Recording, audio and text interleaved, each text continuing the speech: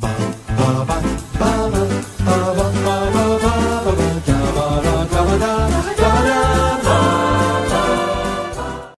I'm Thomas Carruthers. I'm Will Leggetter. And today we're talking about Will. This was your choice. Why don't you introduce it? Well, this is a great Robert Redford movie. It's, of course, Indecent Proposal, starring Demi Moore, Woody Harrelson. It's a classic. Too late, young lady.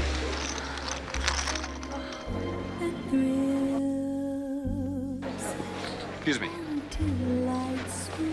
Would you mind lending me your wife? Is that your wife? Excuse me? For luck. Have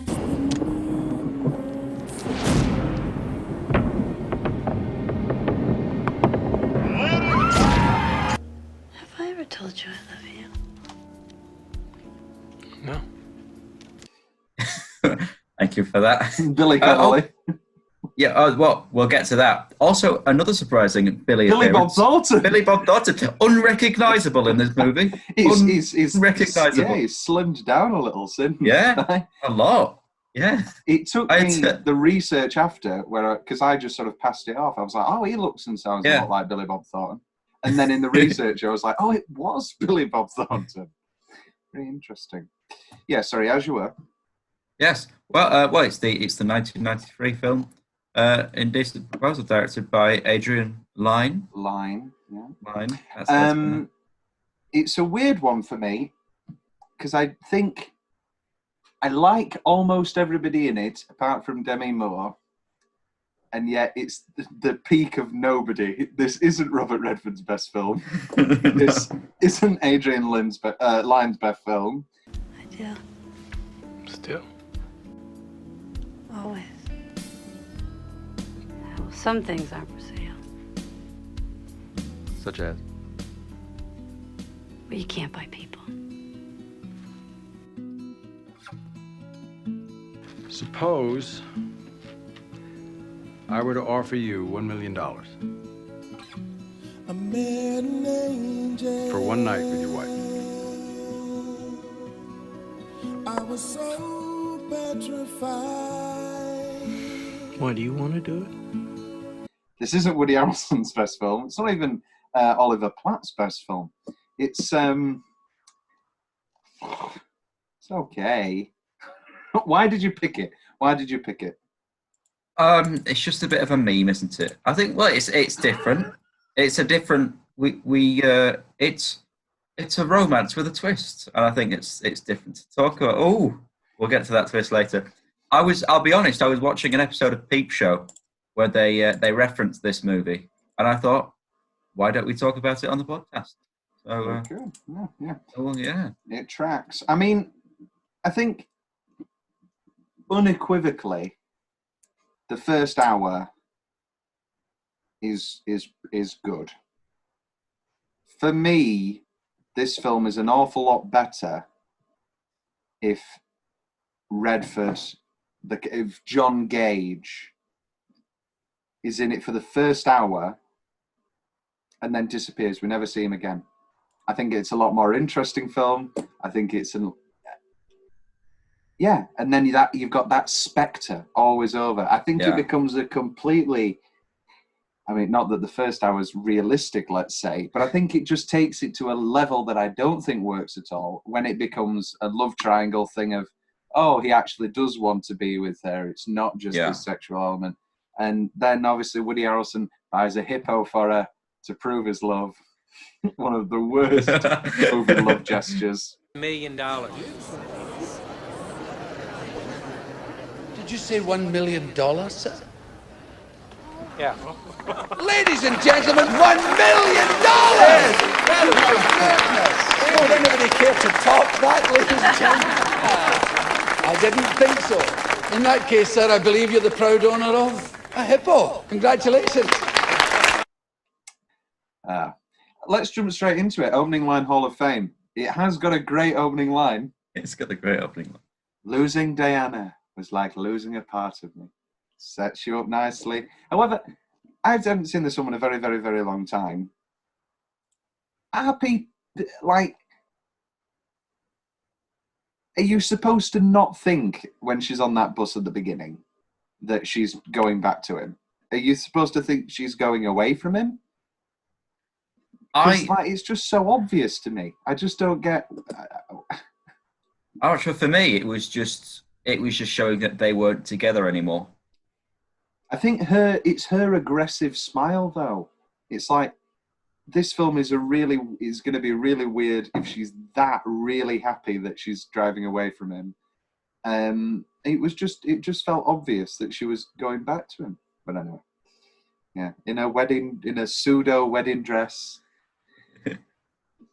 This film, I don't know what it is. Put me in a real stupor. I'm just like,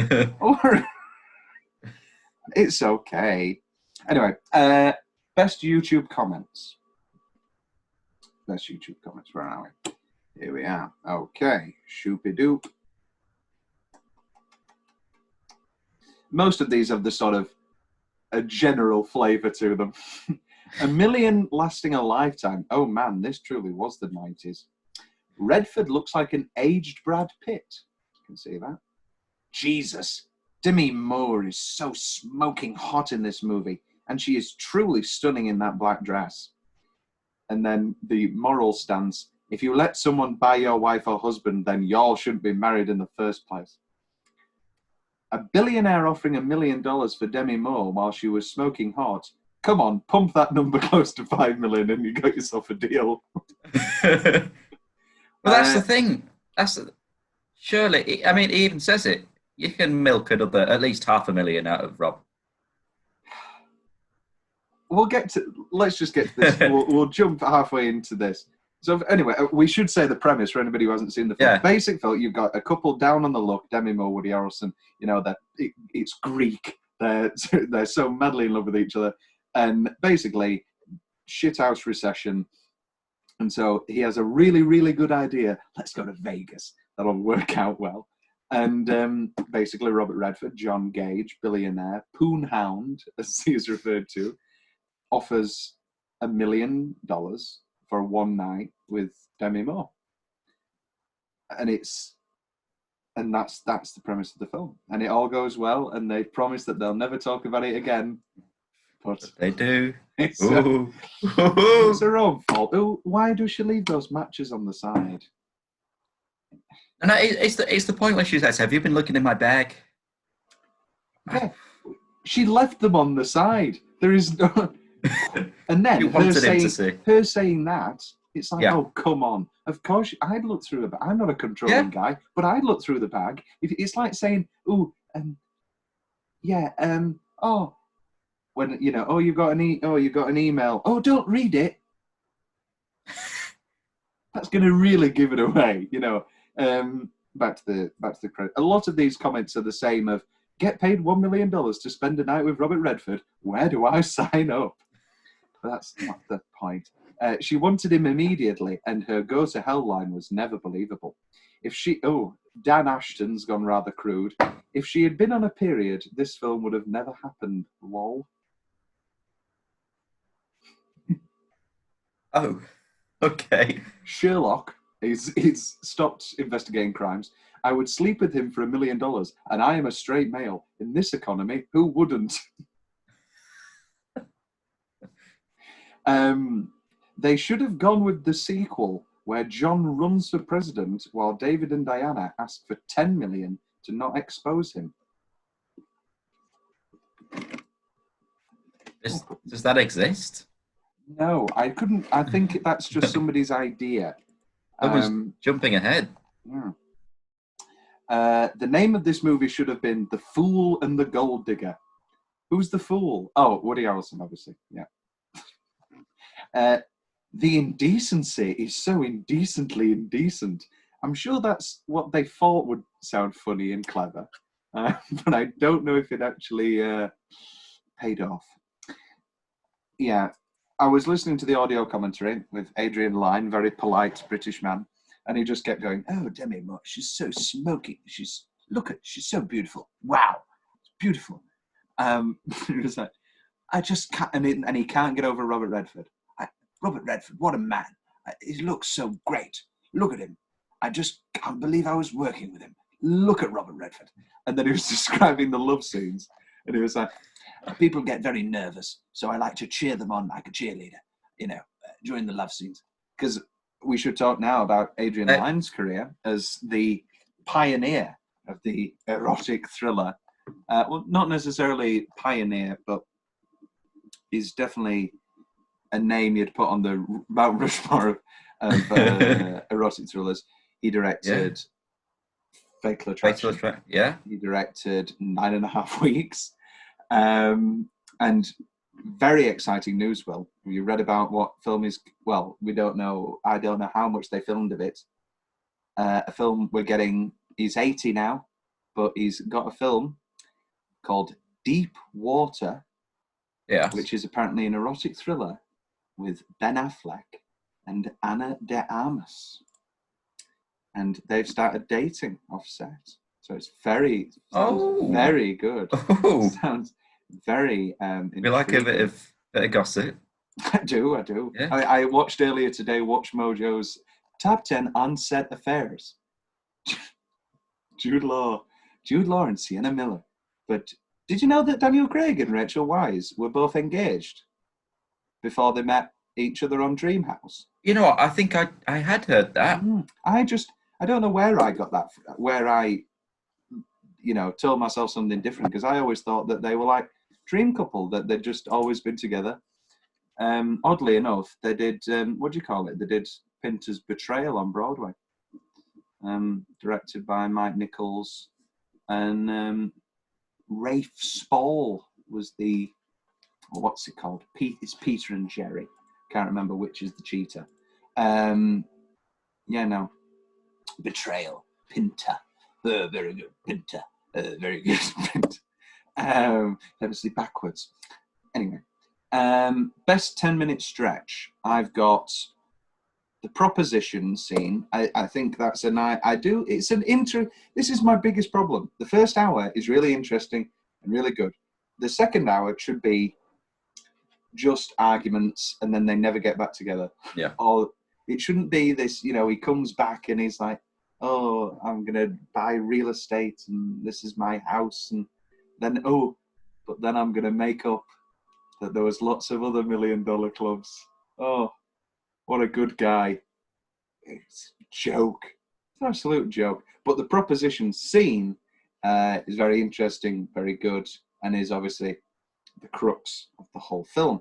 I also like when he bets with her, when he takes her to the table, that whole build. It's very good. Especially the manager grasping the coffee cup because he's just lost, 20 million or whatever. Yourself? It's the casino. I mean, if I can have a bit more than 10 minutes, it's all the way from Demi stealing those chocolates all the way through the casino scene into the proposition. That's the best part of the movie by far. Yeah. And then it goes downhill. I'd say we're downhill from the first argument. After the first argument, we're completely downhill. But I like the wine smash. The wine smash is good. Yeah, that's what I'm saying. That's the first sort of, was it good? Was it good? And then she finally goes, yeah. How therapeutic do we want to get with this podcast? Because I remember watching the movie Closer with an ex of mine, and that's everybody's having it off with everybody, and everybody's having affairs, and Jude Law actually, and Clive Owen and Julia Roberts and Natalie Portman, and Clive Owen and Julia Roberts just had it off with Jude Law, and he's like, how many times did he make you finish and all that? And I said to her at the time, I said, if you cheated, this is what I'd be like, because you don't actually want to know any of these things, but you think. I've always thought this, like, I think I move on better if I know the complete thing, even if it's that it was. I mean, obviously, I'd prefer it not to be the best sex in the world, but knowing all those things, it's like reading of people saying that The Exorcist was the scariest book ever made, because when you're reading things, you're making them up and you're you know extrapolating, and so in your head it's like full blown gymnastics. It's like Basic Instinct. What does she call it? That I think you're the fuck of the century, and that's like what you see in your head. Yeah. Anyway. Yeah, so I have degraded myself in those sort of arguments before, and because it's truthful. And then obviously it goes completely downhill. Are you the same? If we want to get personal, I'd completely agree. Or would you be like, just don't tell me anything? No, there's that. It's human nature, isn't it? You have to know. Even though you don't want to. If they say why, tell them. Don't look at my back. Tell them that it's human nature. Why do they do it that way?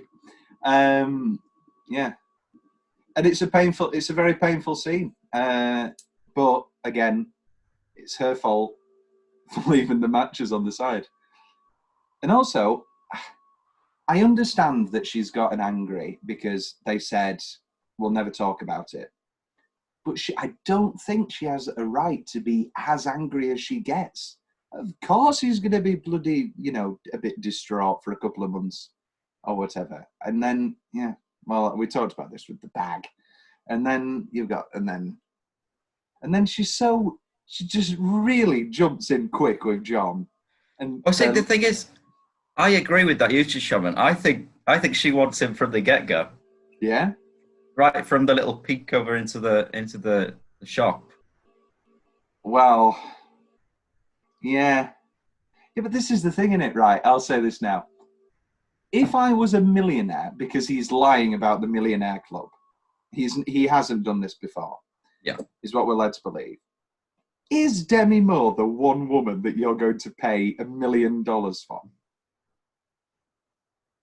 You don't like Demi Moore, do you? I don't think she's very good at all.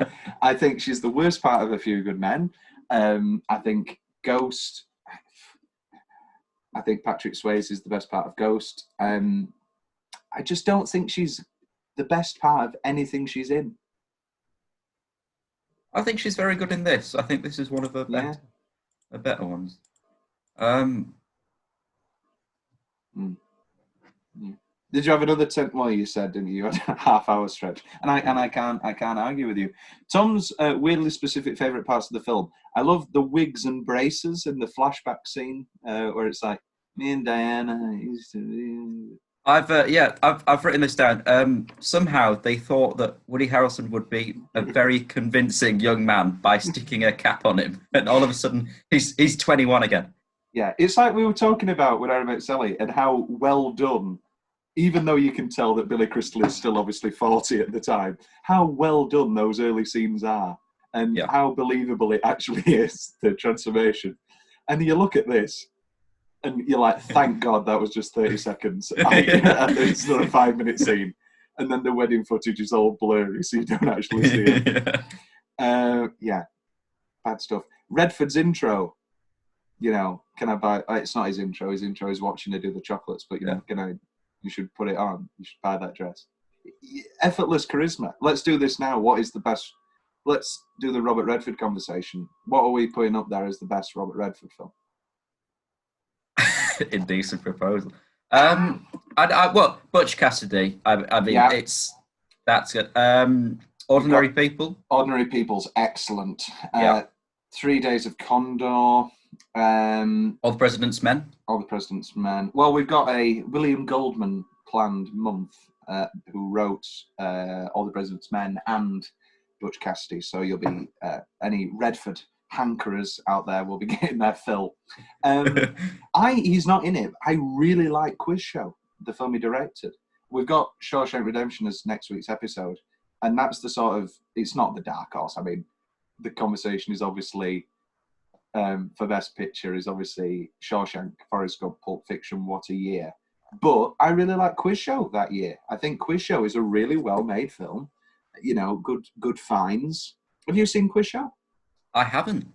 It's directed by Robert Redford. It's Ralph Fiennes. It's a true story of a rigged quiz show, because Ralph Fiennes was so popular, and everyone was like, oh, he's like really interesting, and everybody kept tuning in, so they kept giving him the answers. It's very good, very good. Yeah, really good film. That's the sort of, I'd say that's the black horse of the 1994 Oscars. Not obviously as good as Forrest, Shawshank or Pulp Fiction, but still a worthy contender. Waitress's head shake. Oh, sorry, we're doing Robert Redford conversation. We are. What else would you throw in? Old Man and the Gun was really good the other year. Did you see that? His sort of farewell film. No. Yeah, that's good. He's really good in the Twilight Zone episode he's in, where he plays, spoilers, he plays the devil. It's an old woman who's like afraid that death's going to come for her. And then Robert Redford, and I believe it was his first role. So he's gorgeous, and he's, very young. he's he looks incredible. And she's this old woman, and he's on the doorstep, and he's been stabbed or something. And he's like, please let me in. And there's this whole brilliant 20 minutes episode, and then eventually she does let him in, and he is death, and he has come for her. Great stuff. We love the Twilight Zone. We'll have to do a best of Twilight Zone. But you haven't got them, have you? They're not on Netflix. Very annoying. No, you can't. He was, of course, a star of Broadway in Barefoot in the Park. The film of Barefoot in the Park, I don't think's very good. Jane Fonda is okay in it. Looks great in it, but I think... Do you know The Graduate story with Robert Redford? No. So, in the book The Graduate, Benjamin Braddock is a waspy, blue-haired, Jesus Christ, who was a Red Virginia Wolf. He had blue hair and blonde eyes. Blonde-haired, blue-eyed, really handsome Robert Redford type. That's not what Mike Nichols wanted for the film. He sort of read between the lines, and he was like, this film works an awful lot better, comedically, dramatically, in every sense, if he is a Dustin Hoffman type. And so Mike Nichols, the fabled story is that Robert Redford came to Mike Nichols and said, I want to do this film with you. And Mike Nichols said, well, let me ask you this. Have you ever struck out with a girl before? And Robert Redford said, what do you mean? Oh. And that sort of proved Mike's point. I love Robert Redford. I think the film, we're going to get to Graduate eventually. Yeah, flawless film. Incredible stuff. Waitress's head shake at the diner where they go, let's bet again. And the waitress just goes, oh, honey, no. The contract deal. I like when they're sorting out the contract. They've got the clauses of the John Garfield clause if he dies during. I can't remember what they call the impotence. This is what I mean. The first hour was great. All that sort of, yeah. The impotent line's wrong, though. Impotent doesn't... It's infertile, he should have been saying. No, he's saying impotent. Wrong. It's all wrong. No, he's saying that the sex still counts if he doesn't finish. Because he's an old man. That's what the clause is. And then he says, I don't think that'll be a problem. He's not saying that the sex doesn't count if he's going to... Do you think he's trying to impregnate Demi Moore? This is a very different film, if that's...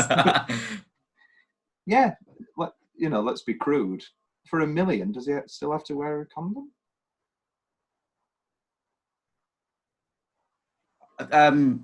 I should think that's up to Demi. Well, this is the thing. This is my change. I've got a few changes.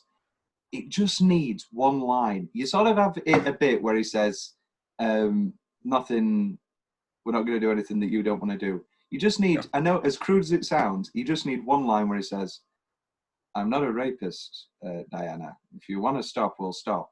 You just need that. That's all you need. Because there's no... It's because you don't see what happens, and you don't see anything that happens that night.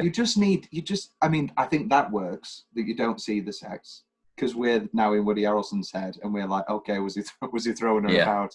Was it the was he good? Was he good? Was it gymnastic? But I just think you need the one line of like him going, you know, money aside, if you want to stop, we'll stop. It's just a simple line. I think it's needed. I think it was needed in '93. I think it's obviously needed more than ever in this political climate, let's say.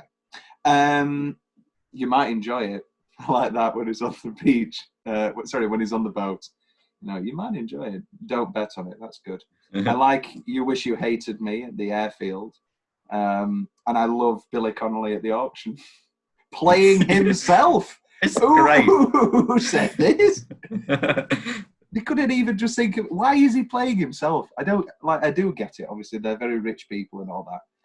But just Michael Schladley. Hello.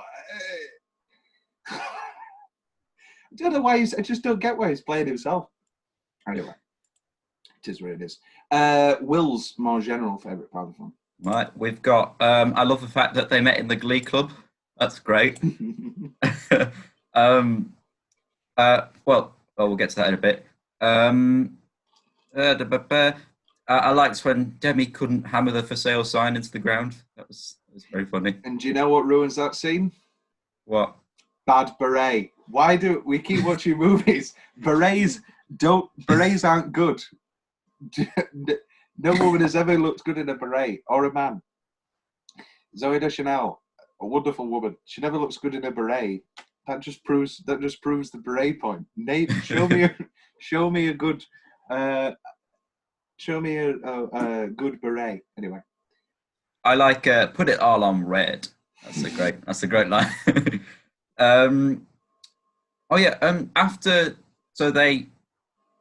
When they go back again and say, oh, heads we go, tails we don't. Obviously they flip heads. They go in and they bet all of their, what is it, 25 grand they've made? Something like that. No, they've got 5 left, haven't they?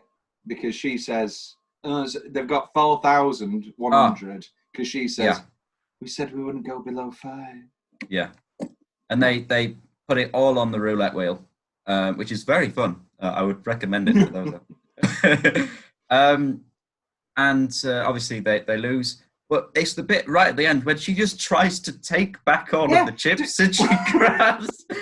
That's the sort of thing you get thrown out for. And the croupier has to go, sorry, lady. Come on, Demi. I know it's upsetting. Anyway, yeah. Yes, sorry, continue. We've got when he's with the dog and he's looking at the picture of the hippo. He's got the hippo toy, hasn't he? And it's that very strange sudden cut to a video of a hippo and the dog's. That's great.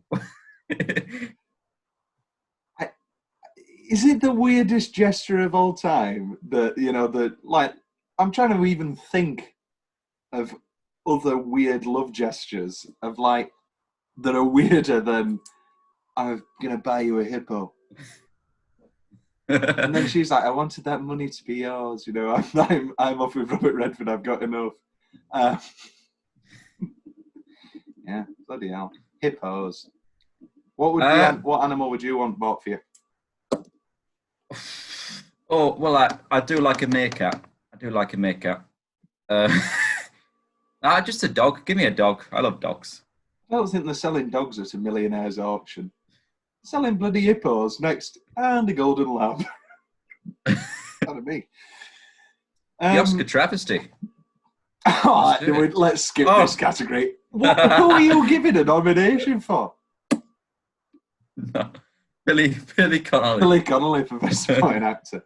I mean, I think. Well, we're going to get to it. I've got it in fun facts. It swept the Golden Raspberry Awards. This is the first film that we're doing. This is the first film that we're doing that swept the Golden Raspberries. I'd say, because I think unequivocally, this is the first film that we're doing that you could describe as bad.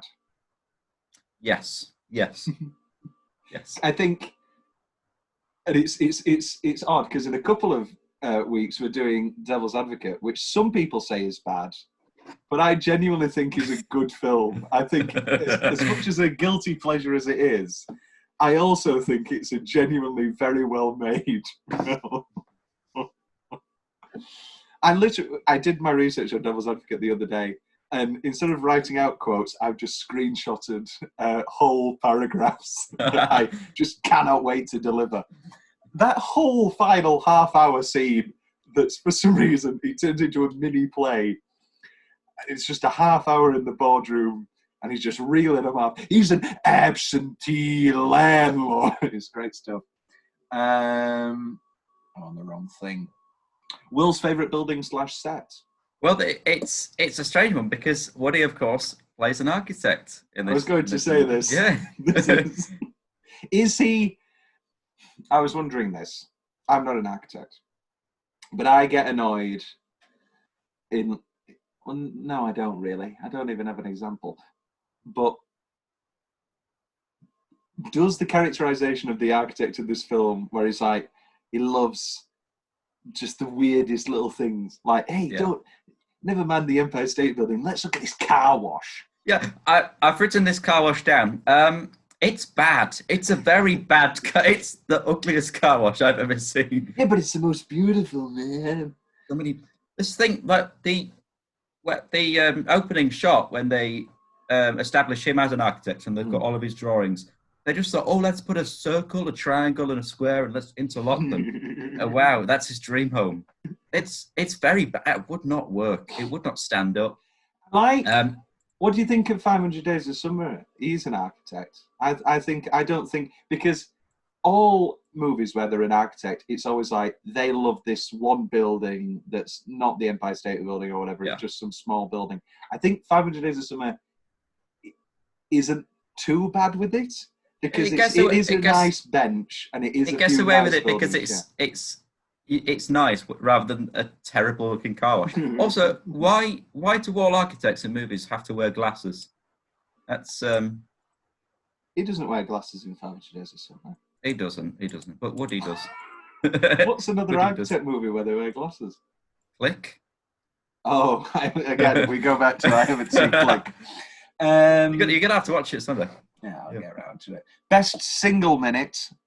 I've got Winning a Million, if we're going to be more specific. With the dice toss and the kiss. Yeah, that's up there. And then the run to the helipad, which is heartbreaking. When he's screaming from the top of the rooftop. But also, it's just ridiculous and stupid. When he's getting really angry at the foreign maid, and then she goes, up, up, they go up, up, as if she knows the word for helicopter. They go up, up, up. Well, I think my single minute is, because I quite like the elevator tantrum. That's good. And then you get all of the businessmen who's shoving past them. Yeah. The tension of the scene is a horde of Asian businessmen that Woody Harrelson has to knock out the way as they just come one after another. And they're all smiling and laughing and all that. It's like a scene from The Matrix. Anyway, yes, and anyway. Oh. Proposition, good minute. You've got the argument again, great minute. Yeah. Just the fact that she mentions, I saw him, and he just smashes the wine, and she's like, thank you for listening to me. You don't deserve to be listened to. She needs to open up with, she needs to come straight in with, he's bought our property. That's the opening line. You don't say, I went to go see him. And then wait. It's as if she waits for him to throw the bottle. It's like, very volatile. But and it's a waste of good wine. A waste of good wine. But it's the good red. It's angry. Best line. Would you lend me your wife? Good. I wouldn't say subtle foreshadowing. Suppose I were to offer you $1 million. For one night with your wife. It is a good premise. I just think this film is an awful lot better if you've got Redford in there as like a silence, as like a Hannibal Lecter. He's only got 5 scenes. It's the memory of what happens. That's the haunting thing. If the film is an awful lot better if we never see Redford again after the fade to black on the kiss on the boat. And then, if you were mine, I wouldn't share with anybody. He's getting it in early. He's getting it in early as Robert. I very much enjoy the very opening of the movie when he sat there making a delicious looking sandwich, and then she just starts throwing all the washing at him because he's a messy guy. And then they start having sex on the floor, and she's like, "Your pants are on fire," because she threw the pants onto the hob. I'm afraid. And he's like, "You have no idea." I'm afraid, Will, and I can't say that they stole it, but they. I'm afraid that's in the War of the Roses in '89, where I do apologise. Michael Douglas and Kathleen Turner's son is kissing a girl on his car, and she goes, "Your house is on fire," and he says, "I think he says you've got no idea," but it has been taken, I'm afraid. Unfortunately, so much. Alas. Such a good joke. Go on. Sorry. I like the lawyer. For $1 million, I'd sleep with him. It's great. Yeah. I love that. And when he's he's a really handsome man. What are you doing? Give your friend a break. You know, he's sat in this restaurant and he's getting distracted by the wonderfully singing animatronic. Tree. Yeah. Also, like, I know it's meant to be like, he's all flustered. He needs to like look over and see somebody kissing or something. He doesn't need to be. He shouldn't be triggered by, welcome to the restaurant. It needs to be just he looks over and see. Anyway, yeah. What else you got? I prefer the foreshadowing of you can't buy people to the foreshadowing of can I borrow your wife? Yeah. I think that's more subtle. I would say subtlety is a thing in any of this film. I think the waterbed sex scene where they're stuffing the money in each other's the pants, money's everywhere. I wouldn't say that it's a film of much subtlety. Let's just break that down now. Money, like I remember the Margot Robbie sex scene where she's on all the money, and the behind the scene in Wolf of Wall Street, and she just kept saying in all the behind the scenes, she was covered in paper cuts, and like obviously it looks great, but she was covered in stuffing. I mean, stuffing money into her pants whilst on a waterbed as well. I'm sure it's fun for before, but when you've never been on a waterbed. I've never been on a waterbed either. Yeah, they do always look for. I've had a thing about waterbeds ever since Edward Scissorhands. I was like, that sounds great, a waterbed.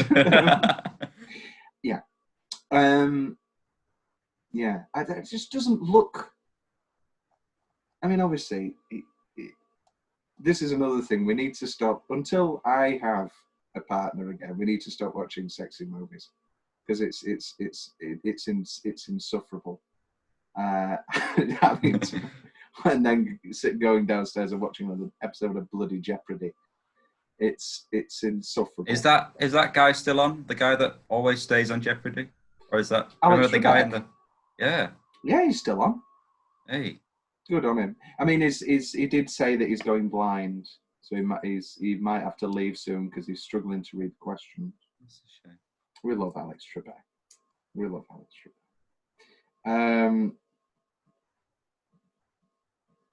What's the change?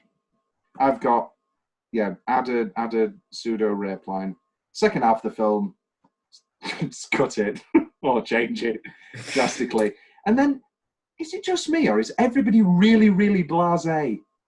Like in my memory, I envisioned there was like after the proposition, there was like a half an hour of like arguments and conversations. There's one, and then they get the lawyer straight in, and then you've got that weird pitch meeting, where they're like, it's going to be Billy Cyrus and Diana Ross, and it's going to be like A Star Is Born. That sounds terrible, by the way. Here's a question: Do they hire him, or are they just trying to get away? I think they hire him. I think they just really want to get out of that room. No, because he gives them an out. They can leave.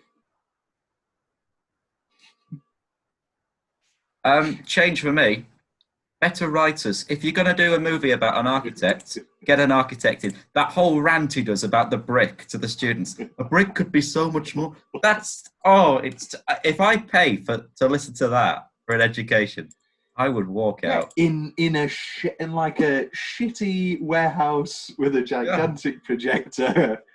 That scene would have worked so much better if he didn't look through the slideshow before, and halfway through the PowerPoint he's going on about this brick, and then the picture of Demi comes up, and he's stopped in his tracks, and that would have been good. Well, you've got the great, incredible end of season 1 of Mad Men, where it's absolutely astounding, where he's the carousel, the slide projector carousel. Yeah. And he's selling that, and he's just put a bunch of pictures in to, and he's talking about, this isn't a spaceship, it's a time machine. And he's flicking through, and he's obviously just grabbed a bunch of pictures, and they're all his family. Oh, it's absolutely great. You need to sort this Mad Men thing out. You need to get over it. Incredible television.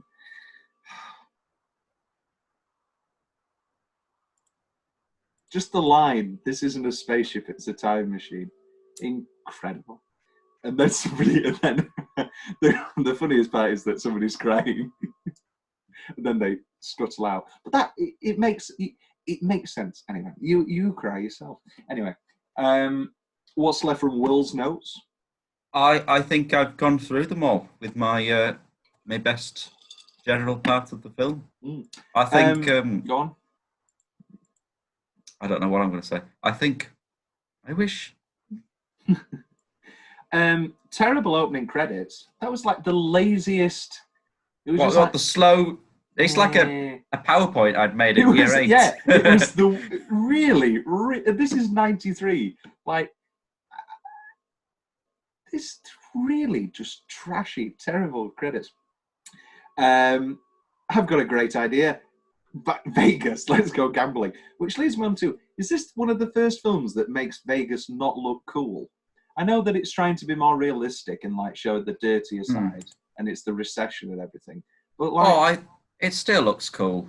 When we're with Redford, it looks cool. Yeah. When we're in shitty diners, and that was a funny thing in the commentary track. The 3 black women.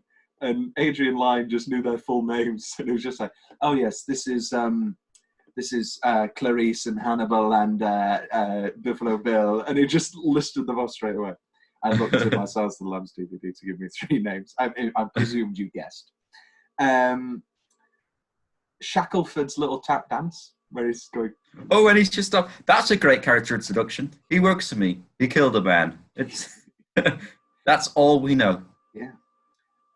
And the hippo gesture.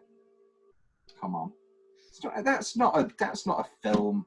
This isn't, and it is a film. Anyway, Tom's Book Corner. It is based on a book. I didn't read it. I didn't read the thing. I wouldn't make you go through that. I nearly did buy it, but it was like £20, and I said, no.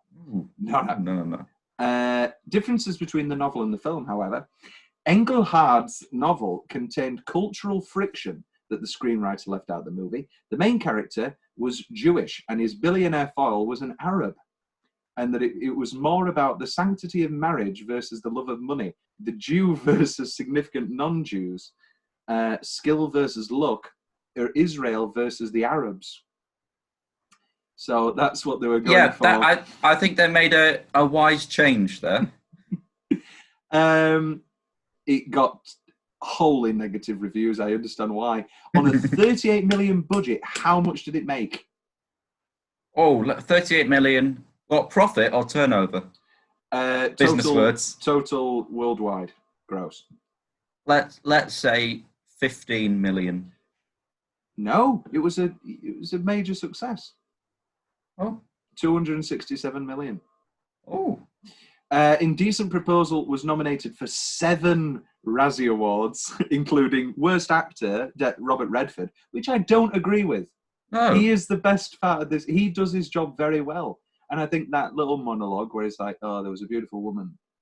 And I very much felt for that monologue. Because, you do, don't you? But you'd be a weirdo. Like, because, you see a beautiful woman or whatever, and you're like, come off as a complete psychopath if you just go up to him and be like, I think you're incredibly beautiful. Well, like he did when she was put on the dress. That's it. You could call it charismatic, but you could also call it quite creepy. Well, Shame. Did you watch Michael Fassbender in Shame? He's a sex addict. Very good. I think if that was an episode, it might be a very odd one. What's your favourite 10-minute stretch? I think it's when he breaks down and goes to a gay bar because he needs some sexual gratification, even though he is completely straight. Yeah. Worst actress, Demi Moore. Worst director and worst original song for In All the Right Places. It would ultimately win 3 of them. Worst picture, worst supporting actor for Woody Harrelson, and worst screenplay. At the 1993 Stinkers Bad Movie Awards, Redford and Moore were nominated for Worst Actor and Worst Actress, respectively. Sheena Easton makes a cameo at the piano. Did you notice that? Yes, I did. Yeah. There's this Renée Zellweger show, What If? And it's basically the same thing, but she's a rich millionaire. Ooh, what, like a TV series? Yeah, on Netflix. I think my friend Sinead recommended it. I'll give it a watch. She should have said it's based off Indecent Proposal, and then I would have watched it. It's on UK Netflix? Yeah, it's a Netflix original. It's 2019. It has been described as a gender swap of Indecent Proposal. As a way of acknowledging this inspiration, in the first episode, after the proposal is made, Jane Levy's character says, the whole idea was ripped out of a bad 90s movie. To which Renée Zellweger's character replies, I thought that movie was quite decent. I'd call it indecent, but that's... Hey! Are you ready for this? On July 30th, 2018, Paramount Players announced that a remake of the film is currently in development, with the screenplay being written by Erin Cressida Wilson. And then Wikipedia, under its See Also, has recommended the page Lecherous Millionaires. Director Adrian Lyne and Demi Moore often fought on set over her character, and with Woody Harrelson trying to be mediator between the two. Lyne had argued that he wanted Moore to show vulnerability, whereas Moore wanted more headstrong. Go on then. If we were to cast a remake, who would you want as Robert Redford? In 93, or a remake now? A remake now. I'm going to throw in Robert Redford will be played by Christoph Waltz. I think that could be brilliant. Well, this is... Well, I mean, if we're talking like dream casting, if we're talking like handsome older man millionaire, Harrison Ford. Yeah? I'd say he's the, aged Redford of our time now. Mind you, we could have played it in 93. You could have played this role in 93. Harrelson said in one interview that doing love scenes with Demi Moore was uncomfortable because he was good friends with Bruce Willis. That aged well. Yeah, Ashton Kutcher getting in there quick. Back to the leading on from the remake. It was originally I love this. It was originally designed as a starring vehicle for Tom Cruise and Nicole Kidman, with Warren Beatty to take the role of John Gage. That sounds great. I mean, go on. Was that during Tom Cruise's strange movie Mental Breakdown, or was it just before? As in, like when he's jumping on the couch. Yeah, when he's going. He's doing all of this. No, because he was jumping on the couch because he'd just met Katie Holmes and he fell in love with Katie Holmes. That was 2004, I believe. Because it was Tropic Thunder was his comeback. That was his. Yeah. That's great. Yeah, I love this. I mean, you know me. I love Nicole Kidman. I love Tom Cruise. I love Eyes Wide Shut, which in a way is a sort of another deconstructive couple movie, and it's basically this, but far, far better. During the auction scene, John Gage is to leave the room. I think this is completely grammatically incorrect, but Redford kept missing his cue because he was listening to the jokes that Sir Billy Connolly was saying. We love Billy. The role of Diana was first offered to Julia Roberts, who turned it down, and just when you thought the film couldn't get any worse. Johnny Depp and Tim Robbins were approached to play the role of David. Had Robbins been cast, he would have been reunited with Adrian Lyne, the director of Jacob's Ladder. Very good movie, Jacob's Ladder. Bit of a mind fuck. I think this is just following Sleeping with the Enemy, which that's probably where they got the Julia Roberts idea from. Yeah, but that's a great film. I just don't like Julia Roberts at all. That's one of her best films. That's one I do enjoy her in. What's Kevin Anderson singing in the garden when she first meets him? What? When you're a jet all the way. Kevin Anderson, the original Joe Gillis, Sunset Boulevard. It's a wonderful, wonderful music. The role of David was originally intended for Val Kilmer. Halle Berry was interested in the film, but was refused an opportunity to audition because the studio was afraid of adding an unnecessary racial undertone to the plot. Was that's kind of the original book's theme, though, isn't it? Well, that's true. So it wouldn't be unnecessary. Yeah. Andy McDowell was considered for the role. I mean, make it even worse. John Cusack and Charlie Sheen turned down the role of David Murphy. And the only thing kept from the book was the $1 million for one night with your wife idea is the common understanding. What's left? What is left? Alternate ending corner. There isn't one. We've been provided with one. Yeah, I'd prefer just an alternate second hour. Yeah. And then Shackelford, when he does the whole, hey, you're the $1 million club, and Shackelford's like, do you remember that one with the hiccups? What? And they're making it really obvious as well. I mean, I guess the point is that it needs to be obvious for her to go, thank you. I know what you're doing. Tom's big question.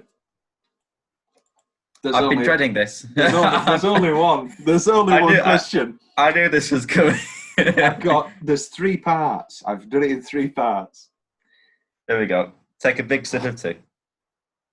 Woody Harrelson's position. Moi. See, I'd take the $1 million. I'd take the $1 million. I'd do it. Really? Yeah, we had this conversation earlier. I was going to say you watched it with Becky, didn't you? What did she say? What was her opinion? Oh, she completely agreed. She would also sleep with Robert Redford. Well, this is the thing, isn't it? That's what my mum said when I told her that we were doing this episode. She said, "That's not a chore," or something to that effect. Am I the only one who's not got enough? I mean, I'm not in a relationship anymore, but if I'm putting myself in the seat of peak of my last relationship, there's no way. Maybe this just shows I don't have enough faith in the relationship. But I never told you I love you.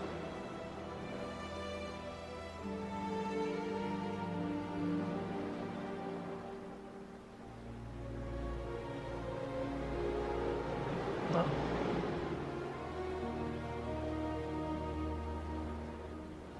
I do.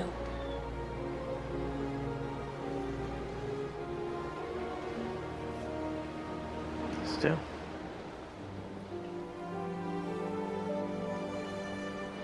Always.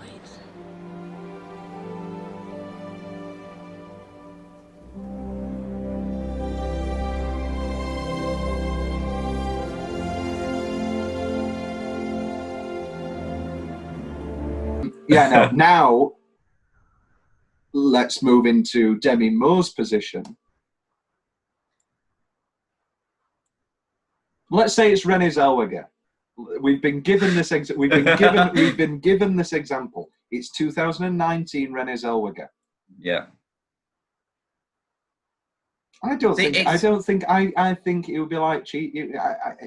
It is cheating, isn't it? It's too much like cheating. See, it's very easy for us to say, "Oh, as Woody, yeah," because we don't have to do anything. But it's a big ask for us with in Demi's position. No. Woody's got the worst job.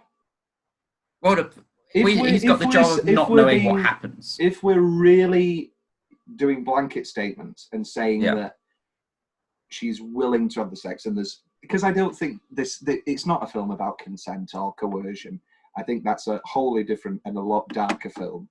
She is willing to have the sex. She wants to have the sex. I mean, she brings it up.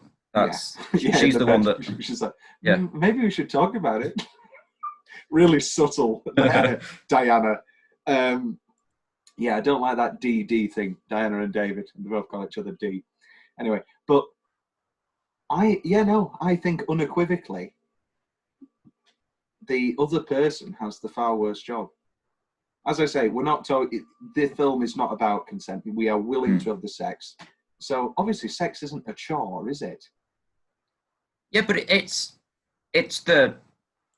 Although Woody has to live with the fact that he had no idea what happened, and it's always going to be playing on his imagination. What could have been? Was it love? All of that. But she's going to have to then relive that night. Imagine if it was awful and he was abusive. That's then a traumatic event. You've got $1 million quid. No, let's not have that conversation. That's really dark. We don't. This is what I'm saying. I don't think that. This is the thing. This isn't the film. It's going to be. Let's just say it's great sex, as it is with Robert Redford and Demi Moore. It's great, and everybody's having a good time. Let's even say it's gymnastic. I think Woody's got the worst job. Now let's put ourselves in Robert Redford's position.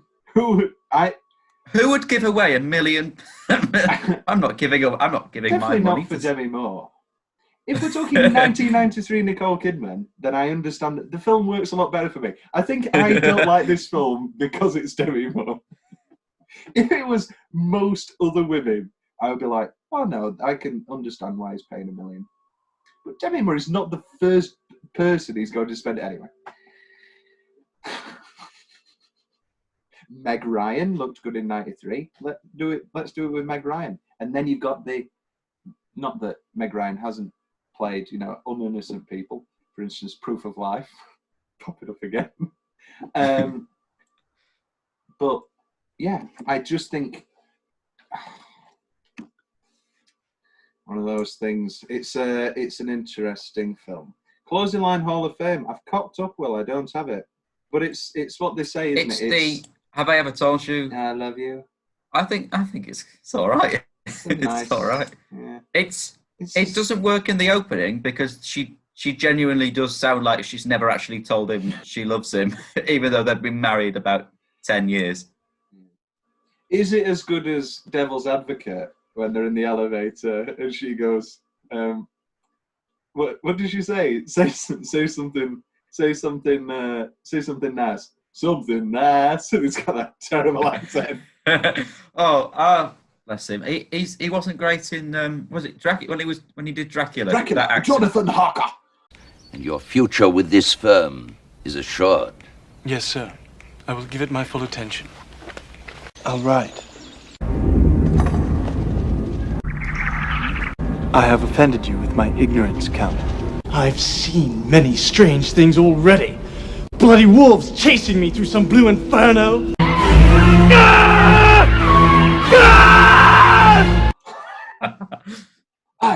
He's a bloody vampire. I saw him. Yeah. But I still love Keanu. We love Keanu. I obviously love him in What You Do to My Wife? Can't be Keanu. Great in Point Break. I am an FBI agent. Buddy, this is your fucking wake-up call, man. I am an FBI agent. Obviously great in Speed, John Wicks. Keanu's got a lot going for him. We like sure Keanu. We like Keanu. Best in Devil's Advocate. It's a very rare thing where a movie opens with your lead character who you're empathizing with getting off a pedophile on trial. It's a very odd choice. It's an odd movie. But it works, and I can't wait to talk about it. I love The Devil's Advocate.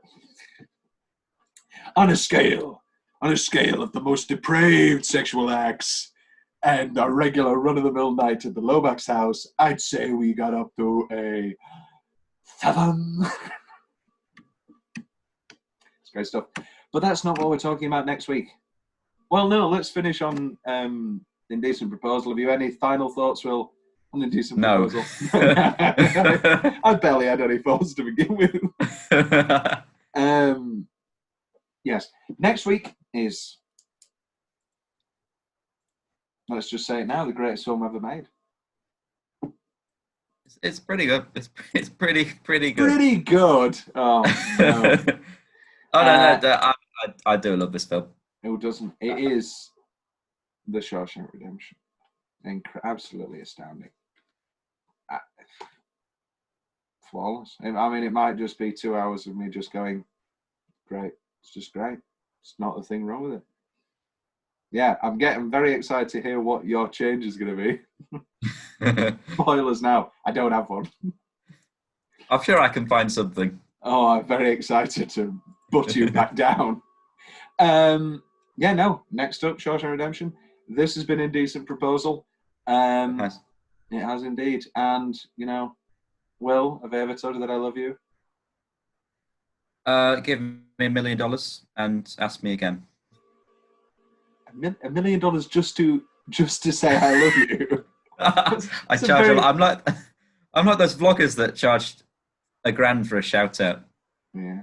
Also, sorry. Yeah. Also, he's very loose on the phrasing of a night with. I mean, obviously, we all know it's sex. Yeah, it's a whole day. It's a day. Yeah. It's a nice meal.